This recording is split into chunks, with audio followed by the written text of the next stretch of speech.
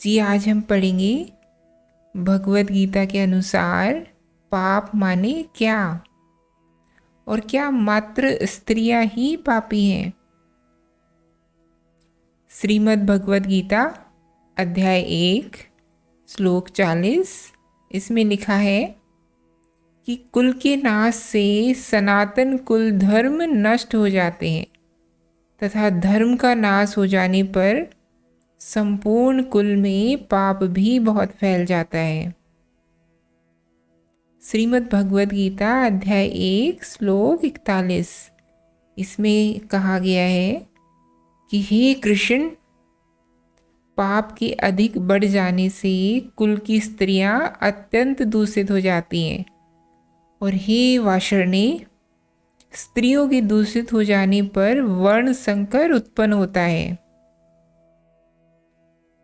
अब लोगों का सवाल ये है कि ये धर्म नष्ट हो जाने की और पाप बढ़ने से स्त्रियों के दूषित हो जाने की बात को वर्तमान समय में कैसे समझा जाए और सिर्फ स्त्रियों की बात क्यों हो रही है, पुरुष पापी क्यों नहीं है।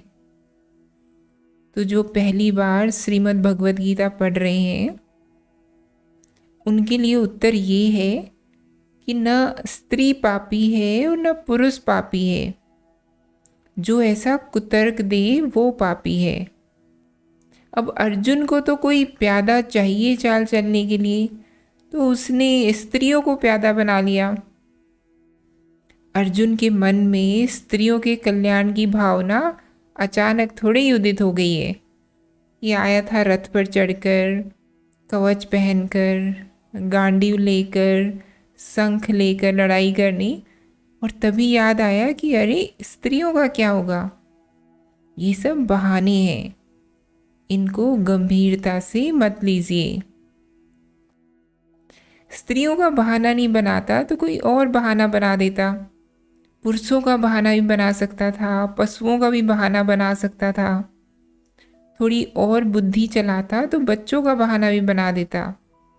कहता कि ये सब जो लड़ रहे हैं इनके नन्हे नन्हे बच्चे हैं, ये मर गए तो बच्चों का क्या होगा।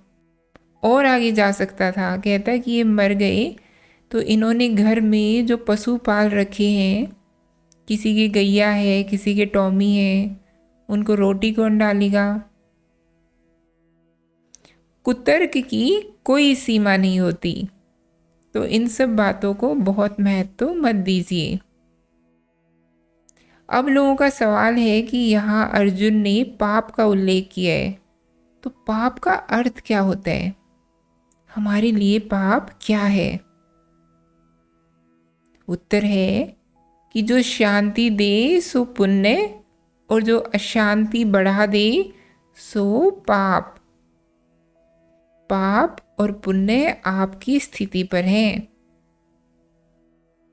किसी भी स्थिति में जो विचार, जो कृत्य आपको शांति और मुक्ति की ओर ले जाए वो पुण्य है, और जो आपको और फंसा दे वो पाप है। पर जब आदमी मोहग्रस्त हो जाता है, धर्म विरुद्ध चलना चाहता है, तब उसका मन 50 तरह के कुतर्क देता है। वैसा ही एक अद्भुत कुतर्क यहाँ पर अर्जुन ने दिया है।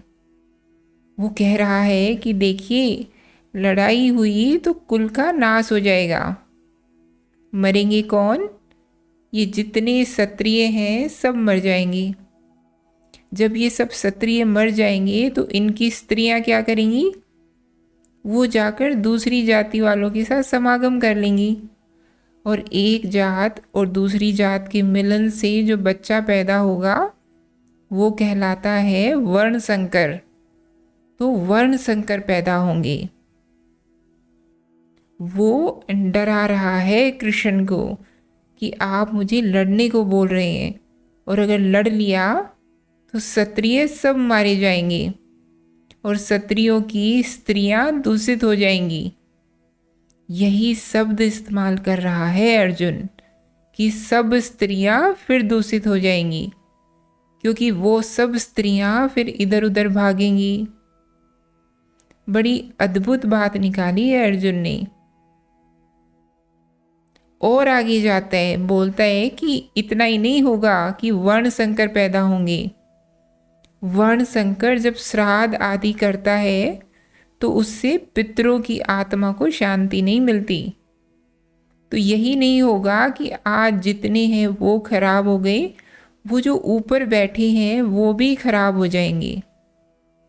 तो अर्जुन कह रहा है कि कृष्ण देखिए, लड़ाई तो बिल्कुल ठीक नहीं है। इस लोक में जितने हैं वो मारे जाएंगे और जो मरकर ऊपर बैठे हैं वो प्रेत पिशाच बन जाएंगे। और ऐसा ही तर्क हम भी दिया करते हैं जब हम डरे होते हैं, जब मोहग्रस्त होते हैं, जब मन पर माया, ममता, ईर्ष्या ये सब छाए होते हैं, तो एक से बढ़कर एक तर्क निकलते हैं, बड़ी दूर की सोचते हैं। अभी अर्जुन का तर्क देखो तो ऐसा लग रहा है कि विश्व कल्याण का वाहक है। इससे बड़ा संत क्या कोई हो सकता है? ये सबको बचाना चाहता है, जिंदों की ही नहीं मरे हुओं की भी फिक्र कर रहा है। बुद्ध में भी इतनी करुणा कहाँ होगी जितनी अर्जुन दिखा रहा है। ये करुणा नहीं, कुतर्क है। इरादा बस एक है, और वो क्या कि लड़ना ना पड़े। उसके लिए अब उसे क्षत्रिय समाज की बड़ी सुध आ गई है कि अगर हम मर गए तो इन औरतों का क्या होगा, इधर उधर जाएंगी, गलत तरह के बच्चे पैदा करेंगी। और अपने गाल पर हाथ रखे हुए कृष्ण ऐसे देख रहे होंगे अर्जुन को। बल का एक ही तर्क होता है और वो है धर्म, और दुर्बलता के पास हजारों तर्क होते हैं। बल के पास बहुत तर्क होते ही नहीं है, उसको एक ही तर्क पता है, जो धर्म उचित है वो होना चाहिए। दुर्बलता वो अपने आप को बचाने और छुपाने के लिए हजारों तर्क गढ़ लेती है।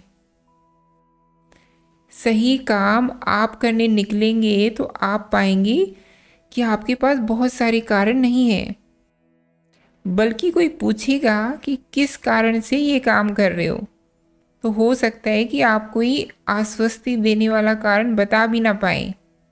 आप अधिक से अधिक इतना कह पाएंगे कि मेरा हृदय जानता है।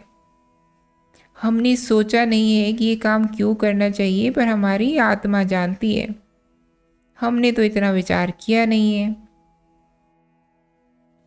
मैंने कहा सही काम करने के पक्ष में, बल के पक्ष में एक ही तर्क होता है, धर्म।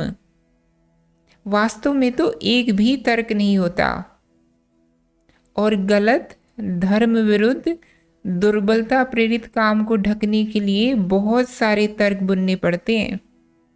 वहाँ आपके पास छुपाने को कुछ है, इसीलिए आप तर्कों की फिर एक पूरी चादर बुनते हैं ताकि आप अपनी असली मनसा, असली नीयत छुपाई जा सके। अब लोगों का सवाल है कि जैसे अर्जुन यहाँ बहाने दे रहे हैं, हम भी अपने जीवन में खुद को बहुत बहाने देते हैं, लेकिन इसका कई दिनों बाद पता चलता है। तो उसी क्षण खुद को कैसे पकड़ें? उत्तर ये है कि वो जो है, जो बहाने दे रहा है, उसके अलावा भी कोई और चाहिए। वो तुम्हें अपनी काया के भीतर से मिल सकता हो तो बहुत अच्छी बात है। अपनी काया के भीतर ना मिलता हो तो कहीं बाहर खोजना पड़ेगा। देखो, दो हैं, अर्जुन और कृष्ण। अर्जुन जो बहाने बता रहा है उनको स्वयं अर्जुन तो नहीं पकड़ पाता ना। अर्जुन ही अर्जुन को अवैध नहीं घोषित कर सकता है, या कर सकता है? अर्जुन की चोरी खुद अर्जुन तो नहीं पकड़ सकता ना। तो दो चाहिए, एक अर्जुन और एक कृष्ण। मैं कह रही हूँ कृष्ण तुम्हें अपने ही भीतर मिल जाए, बहुत अच्छी बात है। अपने भीतर ना मिले तो बाहर खोजने पड़ेंगे। बात बहुत सीधी है। अगर कृष्ण मात्र होते तो भी गीता नहीं होती, और अर्जुन मात्र होता तब तो गीता का कोई सवाल ही नहीं। जब ये दो होते हैं तब गीता होती है, तब होता है कोई समझाने वाला और कोई सुनने वाला, तो कोई दूसरा तो चाहिए। मैं झूठी सांत्वना नहीं देना चाहती कि काम खुद ही बन जाएगा या अपने दम पर हो जाएगा, कोई दूसरा चाहिए। अब लोगों का सवाल है कि दूसरा अगर कुछ भी बताएगा तो वो सीमित ही होगा, तो यहाँ पर दूसरे से आशय क्या है? उत्तर ये है कि वो कुरुक्षेत्र का मैदान है और वहाँ अर्जुन के अलावा दूसरे कितने खड़े हैं। मान लो एक छोटी सी संख्या ही ले लेते हैं, 10,000। जनश्रुति तो कहती है कि लाखों में थे, पर हम मान लेते हैं कि 10,000 ही थे, तो अर्जुन के अलावा 10,000 दूसरे हैं। मैं उन 10,000 दूसरों की सुनने को नहीं कह रही हूँ, मैं कृष्ण को सुनने की कह रही हूँ। जब मैं कह रही हूँ कि कोई दूसरा चाहिए, तो मैं यह थोड़ी ही कह रही हूँ कि अर्जुन जाकर के भीम से पूछने लग जाए कि भीम भैया धर्म बताओ ना। नहीं, कृष्ण चाहिए। दूसरों का अर्थ होता है ये पूरी दुनिया, इसके प्रभाव में आ गए तो बहकोगे। और जब हम कहते हैं पूरी दुनिया, तब हम पूरी दुनिया के पास थोड़ी ना जाते हैं। पूरी दुनिया में भी हम किन के पास जाते हैं? जो हमारे ही जैसे होते हैं, उनके पास चले जाते हैं। तभी तो मैंने कहा कि अर्जुन जाएगा अगर, तो भीम के पास चला जाएगा, युधिष्ठिर के पास चला जाएगा सलाह लेने। इनके पास सलाह लेने जाएगा तो और बहकेगा और भ्रमित हो जाएगा। तो जब मैं कह रही हूँ कि कोई दूसरा चाहिए, तो मेरा आशय इन सब साधारण दूसरों से नहीं है, दसों हजारों से नहीं है मेरा आशय। इस कथन में, इस संदर्भ में आशय है कृष्ण से। वो दूसरा सिर्फ कोई कृष्ण ही हो सकता है। दूसरा माने ये नहीं कि घर के बाहर निकले और जाकर पनवाड़ी से मशवरा करके आ गए। अगला सवाल है लोगों का कि क्या ऐसा हो सकता है कि दो लोग एक दूसरे के लिए कृष्ण और अर्जुन हों, और यदि हो सकता है तो पहचाने कैसे किसी कृष्ण को? उत्तर ये है कि ऐसे तो नहीं पहचान पाओगे कि सुनती हो हम तुम्हारे कृष्ण हुए और तुम हमारी राधा, तुम हमारी पीठ खुजला दो हम तुम्हारी खुजला देते हैं। इरादे तो कुछ ऐसे लग रहे हैं कि अपने किसी खासम खास को पकड़ लिया और एक दूसरे के कृष्ण बन गए। यारियों में ऐसा बड़ा खूब होता है। ऐसे नहीं होगा। दम होना चाहिए किसी ऐसे से संबंध बनाने का जो बिल्कुल आपके जैसा न हो।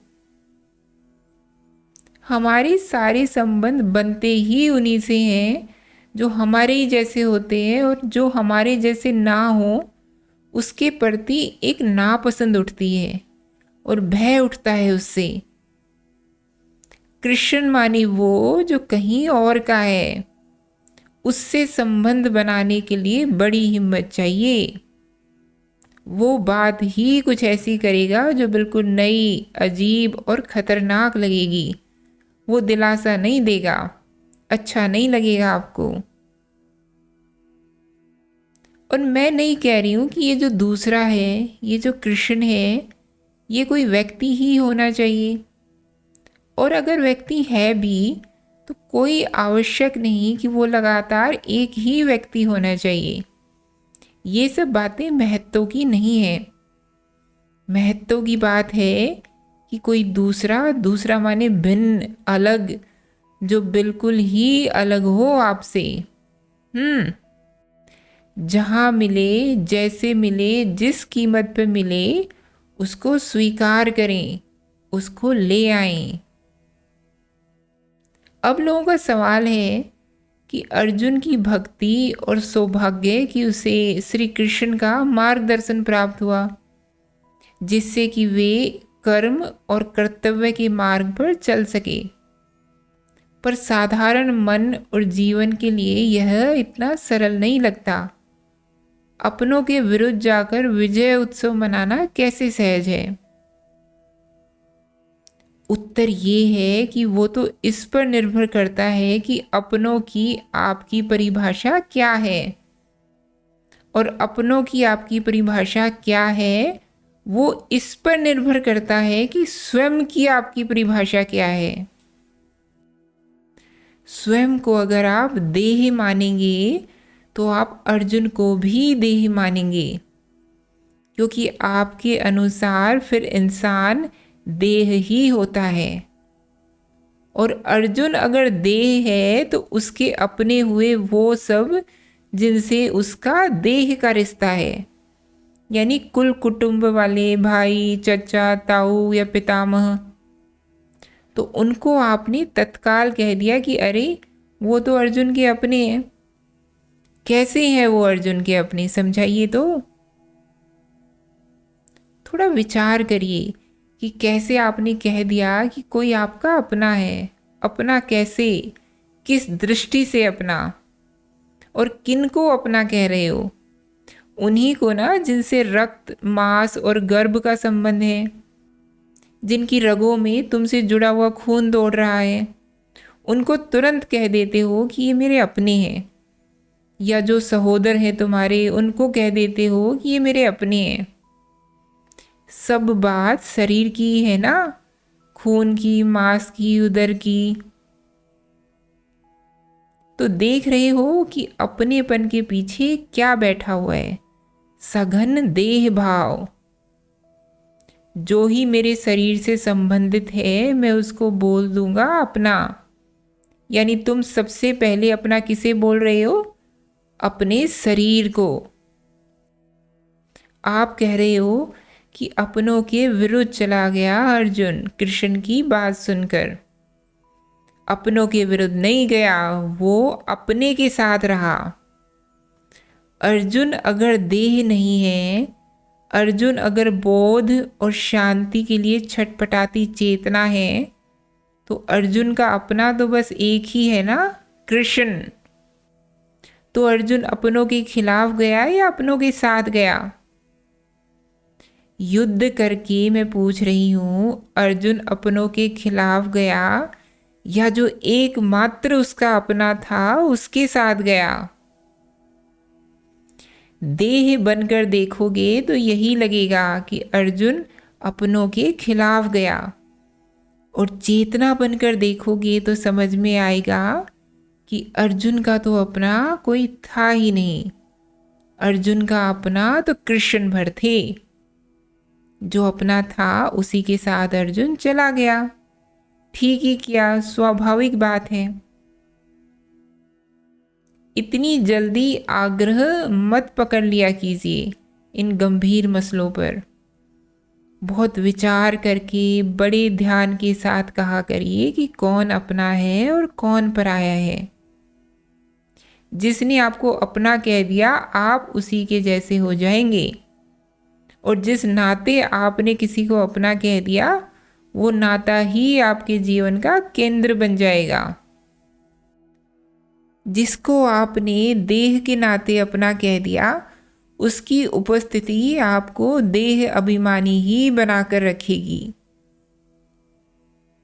समझिए बात को। जो आपके साथ मौजूद है, क्योंकि उससे आपका शरीर का रिश्ता है, उसकी संगति में, उसके संपर्क में आप लगातार देह ही बने रहेंगे। देह बने रहेंगे क्योंकि देह नहीं बने तो रिश्ता टूट जाएगा भाई। आप किसी के साथ चल रहे हैं जिससे आपका रिश्ता देह का है, तो वो रिश्ता आपके लिए अनिवार्य करके रखेगा कि आप देह भाव में ही जिए, क्योंकि जहाँ आपका देह भाव घटा तहाँ वो रिश्ता टूटा। तो इतनी आसानी से रिश्तों पर ठप्पे मत लगाया करिए। इतनी आसानी से तय मत कर लिया कीजिए कि कौन सा रिश्ता अपना है और कौन सा रिश्ता पराया है। गीता पर बहुत बात करी है मैंने और हैरान रही हूँ कि बार बार यही मुद्दा उठता है कि राजपाट के लिए अपनों के खिलाफ जाना कैसे ठीक है। और किसी को ध्यान ही नहीं आता कि ये अपने शब्द का अर्थ क्या है। अपना कौन, अपना कैसे। अध्यात्म के मूल में ही है स्वयं को जानना, यानी मैं कौन। अभी ये तो पता नहीं कि मैं कौन, तो ये कैसे पता कि मेरा कौन। आप कौन है ये पता नहीं, अपना कौन है ये पहले पता है। शाबाश, ये तो बड़ा तीर चला दिया आपने। मैं ऋषिकेश में थी तो एक यूरोपियन देवी जी मिली। मैंने पूछा यहाँ कैसे। वो बोली कि यहाँ मैं हु एम आई, यानी मैं कौन हूँ, की साधना करने आई हूँ। कोहम पता करना है कि मैं हूँ कौन।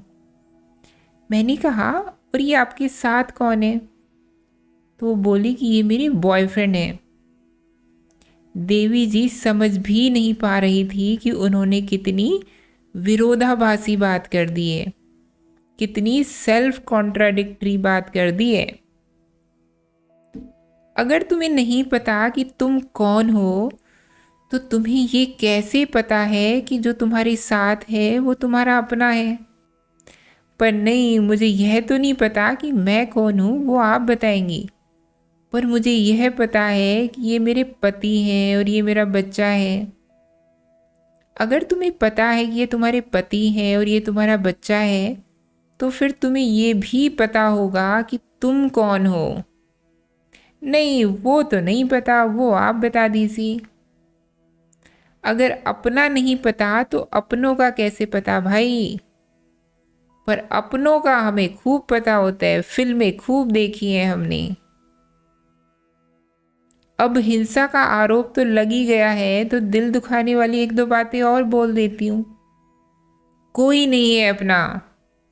तुम लाख गालो कि प्रियतमा अपनी है या प्रियवर अपने हैं या लाडला अपना है या दोस्त यार अपने हैं, कोई नहीं है अपना। जब तक ये अपना पराया खेल खेल रहे हो तब तक अपने तक नहीं पहुंच सकते, यानी आत्मा तक नहीं पहुंच सकते। आत्मा तो असंग होती है, उसका कोई संगी साथी होता ही नहीं है, उसका कोई कुटुंब, कोई रिश्तेदार नहीं होता। और चलो आत्मा तो दूर की कौड़ी है, अभी भी जो तुम हो, एक छटपटाती रूह, एक अतृप्त चेतना, उसका अपना तो वही होगा ना जो उसकी छटपटाहट शांत करे, उसे तृप्ति दे।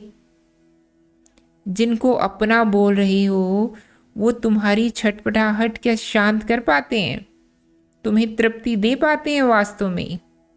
नहीं। तो फिर वो अपने कैसे हो गए? सिर्फ इसलिए कि डीएनए एक है। ये हमारे अपनेपन की परिभाषा है। हमारा तुम्हारा डीएनए सेम टू सेम, और वो भी कई बार सेम टू सेम होता नहीं है। ऐसा घोर अपमान है हमारा। जैसे छोटे बच्चे, अरे वाह तेरी पेंसिल भी कैमल की, मेरी भी कैमल की, तो हम दोनों हुए ना भाई भाई। वैसे डीएनए लेकर घूम रहे हो आप लोग। जिससे डीएनए मिल गया तो तू मेरा भाई। दो ही तरह के अपने होते हैं हमारे, एक जिनसे डीएनए मिल रहा होता है और दूसरे जिनसे मिलाना होता है। चेतना वगैरह की बात तो बहुत दूर की है। मैं कहती हूँ कि हम अतृप्त चेतना है और तुम बोलते हो कि नहीं हम अतृप्त डीएनए हैं। कोई रिश्ता बताओ ना जिसमें डीएनए न शामिल हो। प्रेम भी करते हो किसी से तो मानते ही नहीं कि जब तक डीएनए मिल ना जाए, और डीएनए नहीं मिल पाए तो बोलते हो कि अरे मेरा इश्क तो नाकामयाब रहा, कामिल नहीं हो पाया। देश का कानून भी विवाह को मान्यता तभी देता है जब शारीरिक संसर्ग हो जाए। उसको बोलते हैं कॉन्जुमेशन ऑफ मैरिज। देह से देह नहीं मिली तो फिर कानून भी कहता है कि ये विवाह ठीक नहीं है। डीएनए का खेल चल रहा है हर तरफ।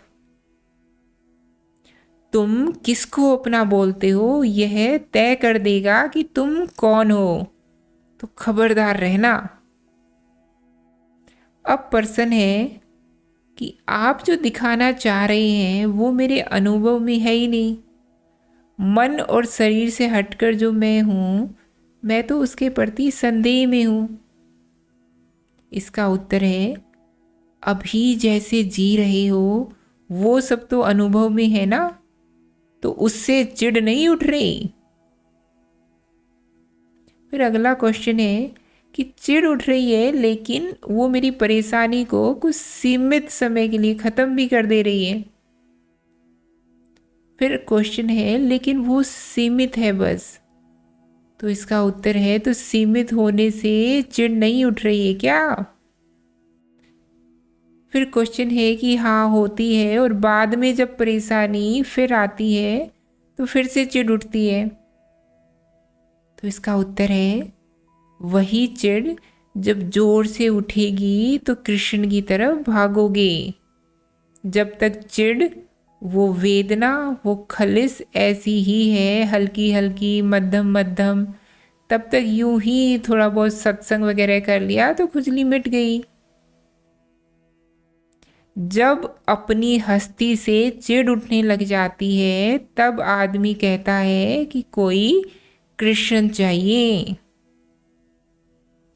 कृष्ण का अनुभव नहीं चाहिए। आप कह रहे हैं कि आप जो बातें बता रही हैं वो मेरे अनुभव की है ही नहीं। मैं कह रही हूँ कृष्ण का अनुभव चाहिए ही नहीं। तुमको जो रोज़मर्रा के अनुभव हो रहे हैं वही काफ़ी नहीं है क्या।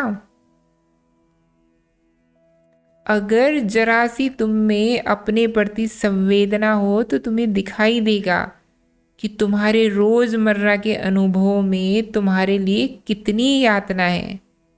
रो नहीं पड़ते हो कि ये किन अनुभवों में जी रहा हूँ। और अगर अभी नहीं रो पड़ रहे हो तो मैं कह रही हूँ कोई बात नहीं, दुनिया के मज़े लो, मेला ठेला घूमो। अध्यात्म कोई ज़बरदस्ती थोड़ी ही है। जिनको समस्या ही नहीं उठ रही उनको बांध बांध कर ले आओ अस्पताल, तो अस्पताल में दंगा कराओगी क्या। अध्यात्म उनके लिए है जिनमें अपनी वर्तमान स्थिति के प्रति एक वितृष्णा उठी है। उस वितृष्णा के बिना काम नहीं चलेगा। कोई शौक नहीं है अध्यात्म की, कई काम कर लिए अब अध्यात्म भी करके देखेंगे। और आप कहोगे कि आजकल हमने 2 नए काम शुरू किए हैं, वो क्या, एक वायलिन सीख रहे हैं और दूसरा अध्यात्म। अध्यात्म कोई हॉबी है क्या। जिनके पास कोई रास्ता नहीं बचता सिर्फ उनके लिए है अध्यात्म। अध्यात्म ऐसे ही थोड़ी है कि व्यक्तित्व बनाने और चमकाने की कोई चीज़ है। आजकल तो अध्यात्म को जोड़ देते हैं योग इत्यादि से भी, कि सुबह सुबह पहुंच गए आसन लगाने और कह रहे हो कि अब आध्यात्मिक हो गए हैं। इन बातों से अध्यात्म का क्या लेना देना है। अध्यात्म उनके लिए है जो अपने आप को अर्जुन जैसी स्थिति में पाएं। पढ़ा है ना कि अर्जुन कैसे अपनी स्थिति का विवरण दे रहा है। मुंह सूख रहा है, हाथ पांव कांप रहे हैं, खड़े होने की भी ताकत नहीं बची है। जो निरंतर ऐसी स्थिति में जी रहे हों अब वो सुनेंगे कृष्ण की, नहीं तो कौन सुनता है कृष्ण की। अर्जुन पर ये आपदा ना पड़ी होती, ये धर्म संकट ना पड़ा होता तो वो कभी गीता को स्वीकार नहीं करता। जब हालत बिल्कुल खराब हो जाए, जब भागने का कोई तरीका ना बचे, सिर्फ तब सुनोगे तुम कृष्ण की। उसके पहले तो तुम्हारे जीवन में जो कृष्ण है वो तुम्हारा शौक मात्र है। तुम्हारे घरेलू मंदिर की कोई मूर्ति मात्र हैं, जन्माष्टमी की खीर मिठाई मात्र हैं। वो अर्जुन के प्राण नहीं हो सकते। फिर कृष्ण तुम्हारे प्राण तभी बनेंगे जब तुम अपने आप को पाओगे घोर विपदा में, और घोर विपदा में हम सभी हैं। बस कोई कोई होता है जिसको ये एहसास हो जाता है, जिसमें ये ईमानदारी होती है कि माने कि उसकी ज़िंदगी बड़े संकट में है। बाकी तो यही कहते रहते हैं कि ऑल इज़ वेल, बढ़िया चल रहा है। कोई संत चाहिए फिर जो कहे कि आन पड़ा चोरन के नगर, दर्शन बिना जिया तरसे रे। हम कहाँ कहते हैं कि आन पड़ा चोरन के घर, हम तो कहते हैं कि बढ़िया है सब, घर तरक्की कर रहे हैं, नई गाड़ी आने वाली है, लड़के को ऑस्ट्रेलिया भेज रहे हैं, हमारे लिए तो सब अच्छा ही अच्छा है। जिनको दिखाई देने लग जाए कि अच्छा अच्छा नहीं है, कृष्ण उनके लिए हैं। तुम्हारा सब अच्छा अच्छा चल रहा है तो चलाओ, अभी क्यों जबरदस्ती मुसीबत आमंत्रित कर रहे हो। खेल खिलौना नहीं है अध्यात्म। जब अपनी जिंदगी से बिल्कुल ऊब जाओ तो आत्मदाह की आग है अध्यात्म। अब खत्म होना है। जैसा जीवन चल रहा है ये जीवन खत्म होना चाहिए, तब अध्यात्म है, सगल नहीं है। These days I am trying spirituality, meditation, यानी इन दिनों में ध्यान व अध्यात्म आजमा रहा हूँ। कृष्ण अर्जुन को मेडिटेशन करने को थोड़ी ना बोल रहे हैं, वो बोल रहे हैं कि खड़ा हो जाओ और तीर चला। वो वहाँ बैठ जाए महामुद्रा मार कर तो सबसे पहले कृष्ण ही उसको मार दें। लेकिन नहीं, अहिंसावादियों को बड़ा अच्छा लगेगा और मेडिटेशन वादियों को भी बड़ा अच्छा लगेगा।